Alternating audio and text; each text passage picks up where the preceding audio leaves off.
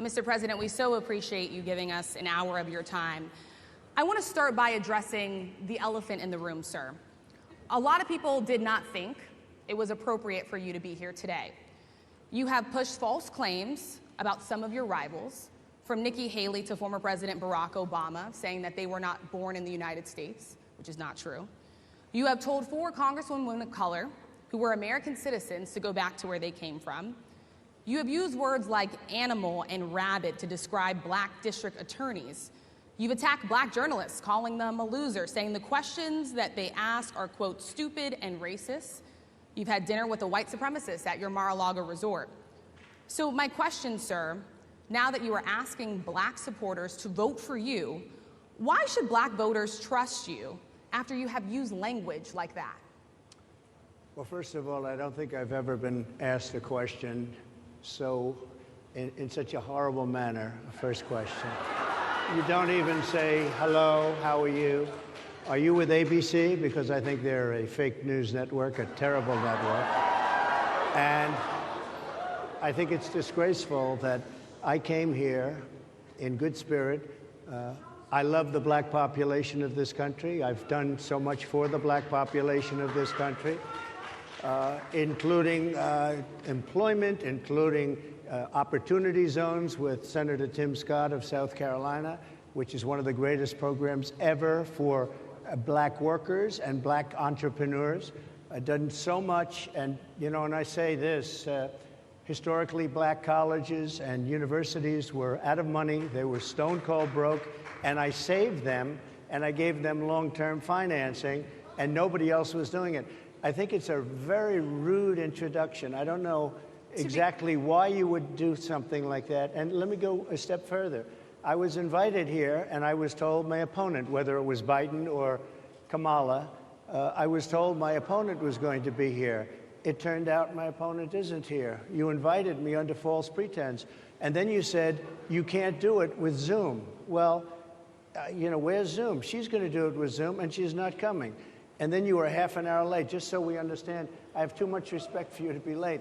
They couldn't get their equipment working or something was wrong. Mr. President, I would love if you can answer the question on your rhetoric and why you believe that black voters should trust you with another 4 years. I have been the best president for the black population since Abraham Lincoln. That's my answer. Better than President Johnson, who signed the Voting Rights Act? And for you to start off a question and answer period, especially when you're 35 minutes late because you couldn't get your equipment to work, in such a hostile manner, I think it's a disgrace. Let me just ask a follow-up, sir, and then we'll move on to other questions here.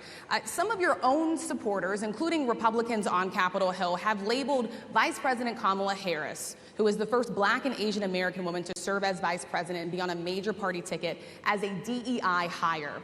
Is that acceptable language to you? And will you tell those Republicans and those supporters to stop it? How do you define DEI? Go ahead. How do you define diversity, equity, inclusion? Okay, yeah, go ahead. Is that what your definition? Give me a definition then. Would you give me a definition DEI. of that? Give me a definition of that. Sir, I'm asking you a question, a very direct question. Define it for me, if you would. I just defined it, sir. Do you believe that Vice President Kamala Harris is only on the ticket because she is a black woman? Well, I can say, no, I think it's maybe a little bit different. So I've known her a long time indirectly, not directly very much.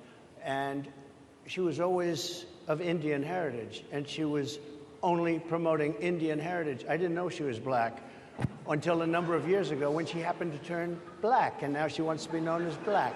So I don't know, is she Indian or is she black? She has always identified as a black woman. She went to a historically black college. I respect either one, but she obviously doesn't, because she was Indian all the way, and then all of a sudden she made a turn, and she became a black person. Just to be clear, sir, do you believe that I think somebody should look into that, too, when you continue in a very hostile, nasty tone. It's a direct question, sir. Do you believe that Vice President Kamala Harris is a DEI hire, as some Republicans have said? I really don't know. I really don't know. Could be. There are some, and there are plenty. I know this lady right over there, Harris, is a fantastic person who just interviewed me at length.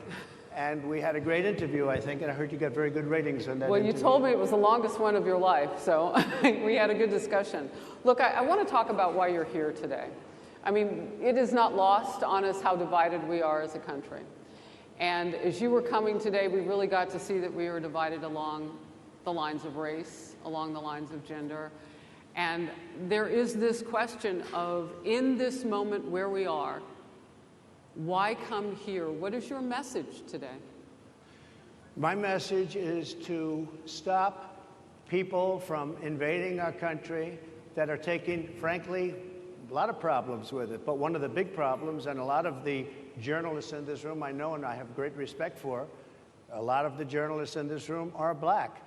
I will tell you that coming from the border are millions and millions of people that happen to be taking black jobs.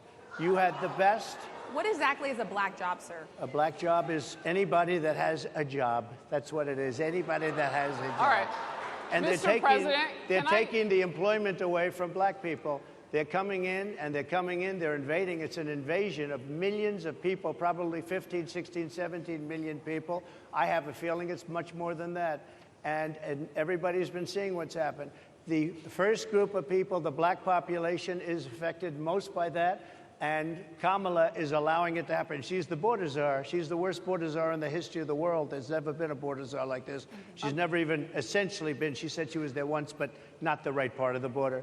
So she was a border czar. She's done a horrible job. These people are coming into our country, and they're taking black jobs and Hispanic jobs, and frankly, they're taking union jobs. Unions are being very badly affected by all of the millions of people that are pouring into our country. And one thing, as we discussed, many of these people are coming in from mental institutions, from prisons, from jails. They're gang members in other countries.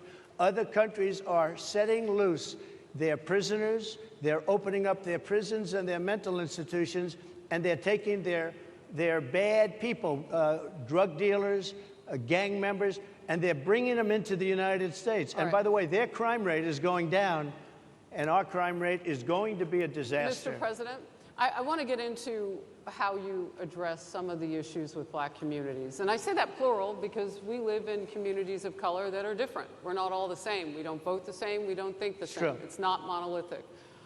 So as you come here today, I want to talk about something that bursts, and this is the weight of the inflation on this country right now. The nonprofit Money Management International recently released data from its mid-year analysis that we have found a 52% rise in people who are seeking counseling for being in credit debt. They're paying for food that is sky high on their credit cards, and now they can't pay that off.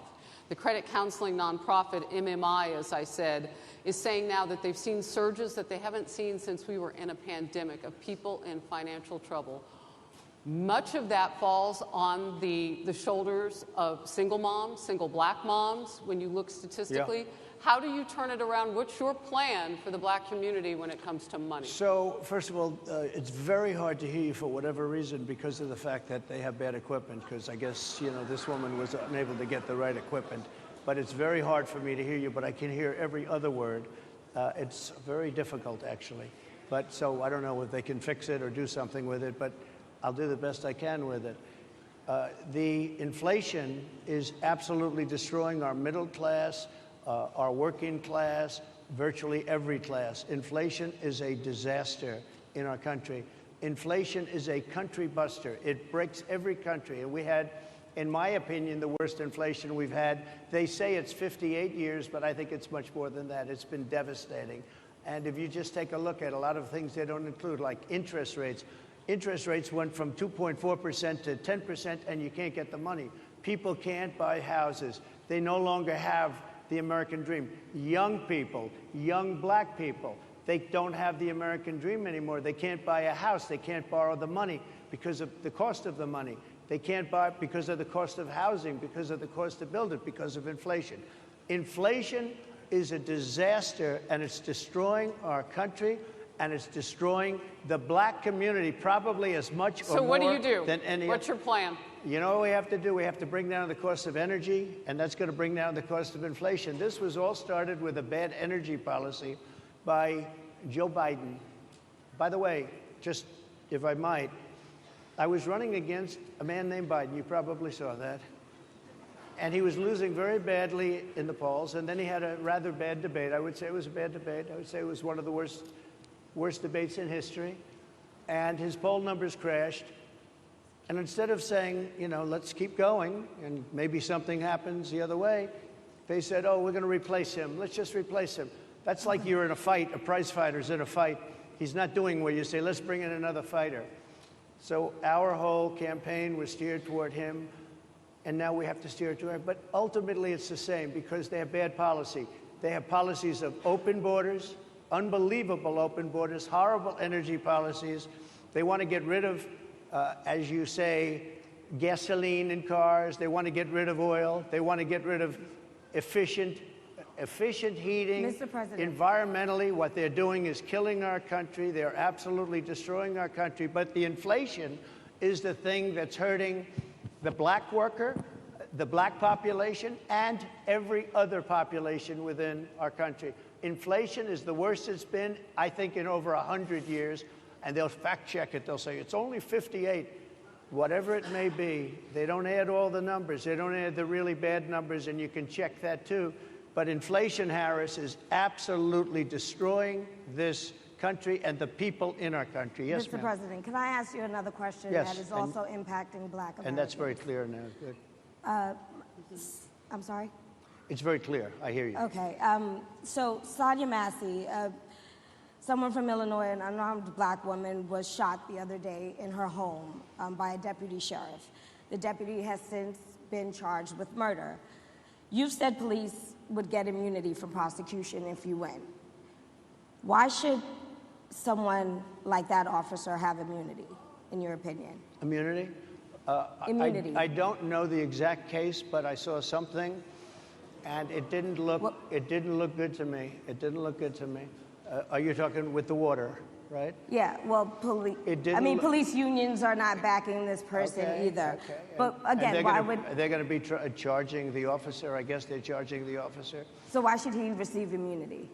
Well, he might not. I mean, it depends. It depends on what happens. I'm talking about people that are much different cases than that. We need people to protect ourselves. And by the way, in Chicago, as an example, a few weeks ago, July 4th weekend, they had 117 shootings and 17 deaths. Nobody wants that. Nobody wants that. We need to have our police officers have the respect and dignity back. In this particular case, I saw something that didn't look good to me. I didn't like it. I didn't like it at all. So can you get a little more specific back to the immunity question? Who would make those Well, right now, for the most part, people are protected by their unions, by their police unions, or by their police departments. But I'm saying if I felt, or if a group of people would feel that somebody was being unfairly prosecuted because the person did a good job maybe with crime, or made a mistake, an innocent mistake. There's a big difference between being a bad person and making an innocent mistake. But if somebody made an innocent mistake, I would want to help that person. What would those exceptions be? What would determine an innocent mistake? You go after somebody and it's a very close call and it's very dangerous. And you know, they have, the policeman's life and woman is a very difficult thing because sometimes you have less than a second to make a life and death decision. And sometimes very bad decisions are made. They're not made from an evil standpoint, but they're made from the standpoint of they made a mistake. So I want to follow up really quickly. I find it interesting because you do talk about reining in prosecutors, especially when it comes to prosecutors that are prosecuting you. Why doesn't that skepticism apply to law enforcement? Well, I've been prosecuted because I'm a political opponent of two people that have weaponized our justice system. I've been prosecuted. I just won the big case in Florida. Everyone said that was the biggest case. That was the most difficult case. And I just won it. Now, Biden has a similar case, except much worse. I was protected under the Presidential Records Act. Biden wasn't because he wasn't president at the time. And he had 50 years worth of documents. And they ruled that he was incompetent, and therefore he shouldn't stand trial. And I said, isn't that something? He's incompetent, and he can't stand trial, and yet he can be president. Isn't that nice? Mr. President, but they released him on the basis that he was incompetent. They said he had no memory, and he was a nice old guy, but he had no memory, and therefore we're not going to prosecute him. I won the case, and it got very little publicity. I didn't notice ABC doing any publicity on it, George. We cover you extensively, sir. I'd love to move over onto different topics. I didn't notice you now. do any publicity on it at all. I won the case, the biggest case. This is an attack on a political opponent. I have another one where Sir, I have if you a don't mind, hostile I'd love judge. To we have you for a limited time, sir. I'd love to move on to different No, topics. excuse you. if we You're the can. one that held me up at 35 minutes, just so you understand. If we can move on now to the state of the race, sir, I want to get back to the campaign. Senator J.D. Vance is your running mate. He's had a lot of controversy lately, and I want to read you a few things that he has said in the past. He said the Democrats running the country are a bunch of childless cat ladies who are miserable at their own lives and the choices they've made, and so they want to make the rest of the country miserable too. He's not talking here about how great it is to be a parent. He's attacking what he says are the choices people are making to not have children. Did you know that he had these views about people who do not have children before you picked him to be your running mate, and do you agree with him? No, I know this. He is very family-oriented, and he thinks family is a great thing. That doesn't mean he thinks that if you don't have a family, it's not. I know people with families. I know people with great families. I know people with very troubled families. And I also know people with no families. They didn't meet the right person. Things happen. You go through life, you don't meet the right person. But he's not just talking about families here. And he also some says of those that people that don't have children should get less votes than those that do. I'm just speaking for myself. Is that your and I campaign think position? I'm speaking for him too. He strongly believes in family, but I know people with great families. I know people with not great families that don't have a family. And the people without the family are far better. They're superior in many cases, okay? He's not saying they're not.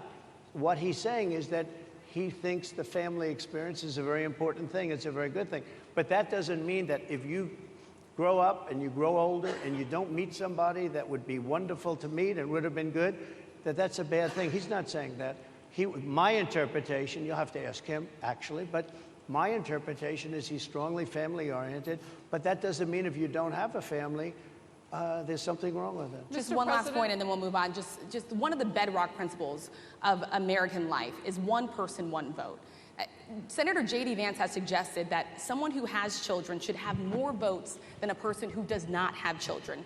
I just want to be clear here. Is that the position of your campaign? Well, no, but it's not something I have ever heard before. I can tell you this.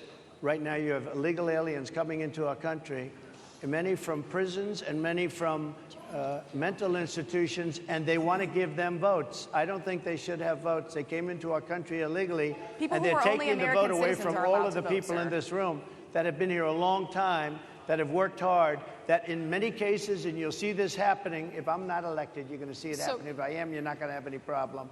But you're going to see it happening a long time. You're going to see the people in this room and people outside of this room are going to be losing their jobs to people that have come into this country illegally. Mr. President, can we stay with just kind of the state of the race right now? Because I felt like that vice president question, candidate question was right in there with that. So let's talk about J.D. Vance for a little bit. He's had some stumbles out of the gate. I don't know if you're hearing what we hear as reporters, but it's been a tough couple of weeks for him. Why did you choose J.D. Vance? Why did you choose him? And I'm having a hard time hearing too. I I know chose him everybody because out there can, but it's hard I'll tell to you hear. why. I chose him because he's a very strong believer in work and the working man and woman, and especially the working man and woman who have been treated very unfairly, because you have many of them in this room. But you have many of those people, they were treated very unfairly. They worked very hard and they were treated unfairly. He wrote the book that became a bestseller. The movie became a smash hit. He's a very smart guy without the benefit of having a family that has contacts, like a father that was well connected. He got into Yale Law School. He graduated in 2 years from Ohio State, summa cum laude. I mean, you take a look at, his career has been an amazing career. He started off at a level with a difficult family situation, very difficult with the mother and the father and everything else. He ends up going to Yale Law School and was one of the top students, became the head of the Law Journal. I mean, that's an amazing thing. He's a 4-year, he was in the military with great distinction for 4 years, got out, went into business, became successful in business, very successful in business, actually. Did public offerings and other things. And I have to believe in that. I mean, he's somebody that was born in a rough situation. Most of the people know that situation because it was very well documented in his book. And I have a lot of respect for somebody that can get into Yale and become one of the best students in Yale, that meets a young woman at Yale who was also outstanding, and they get married, they have a beautiful family. But he had he's made himself an amazing life. He then goes to Ohio, lives in Ohio, and he had my endorsement. That helped. But he wins the Senate. He becomes a United States Senator. So he's a United States Senator. And so, Harris, like I respect you for your success, I respect people for their success. The reason I asked the question is because the last time you and I sat and talked was the day that you were shot. We'd been together for much of that day. You left to go to Butler, Pennsylvania, and we didn't know what was next. Yeah. And 2 days after that... I cannot understand. Your microphone I know, is so it is really hard for me to understand you too. I can understand you perfectly. Because she's closer. I can understand you. I'm happy to hear that, sir. But I can't really understand, Harris, I have a few more questions. because of the distance, and the mics are really in lousy shape, but I cannot understand Are you asking a question? what you're saying. So what I wanted to say was the last time we spoke, you said some words that were prophetic because I asked you who you wanted to choose for vice president. Yeah. And you said normally it really wouldn't matter what they would bring, you choose somebody that you think has a future, that sort of thing. But you said these words 3.5 hours before an attempted assassination on your life. You told me that bad things happen, Harris. And that's why this decision is important this time. Bad things happen. You said it twice. When you look at J.D. Vance, is he ready on day one? Does he what? Ready on day one, if he has to be. I've always had great respect for him, and for the other candidates too. But I will say this, and I think this is well documented. Historically, the vice president, in terms of the election, does not have any impact. I mean, virtually no impact. You have 2 or 3 days where there's a lot of commotion as to who, like you're having it on the Democrat side, who it's going to be. And then that dies down, and it's all about the presidential pick.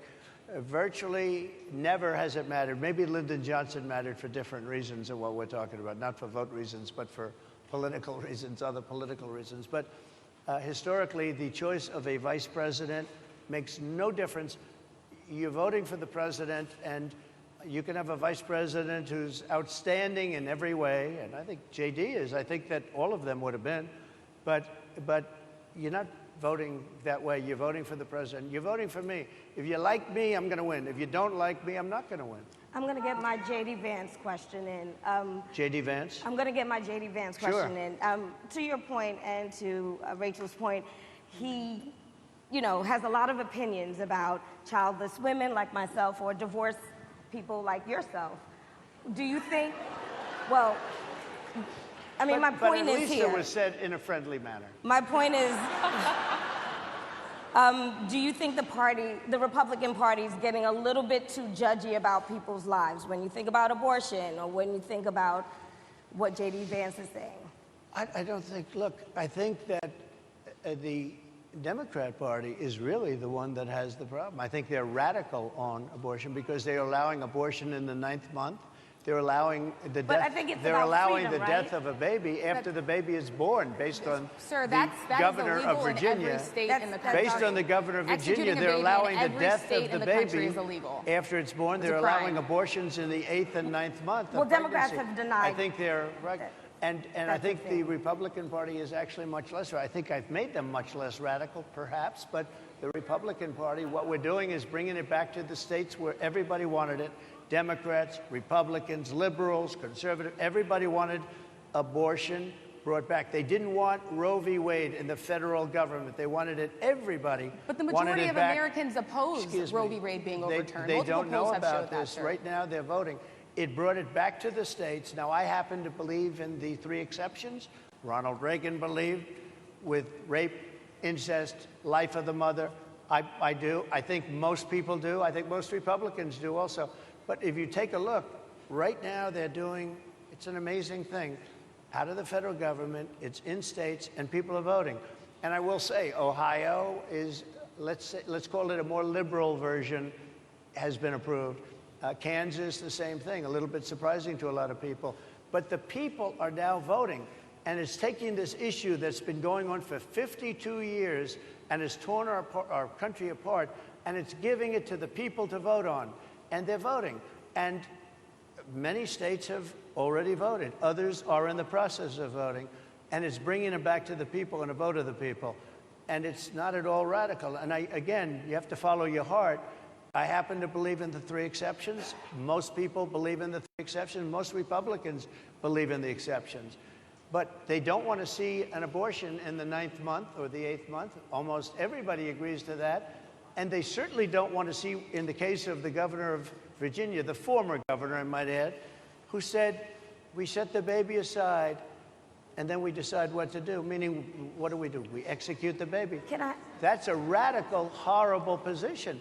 And some people want that. I don't want it. Most people don't. Thank you. Can I just pivot really quickly to another question about, you brought up health, Harris. You're an active man.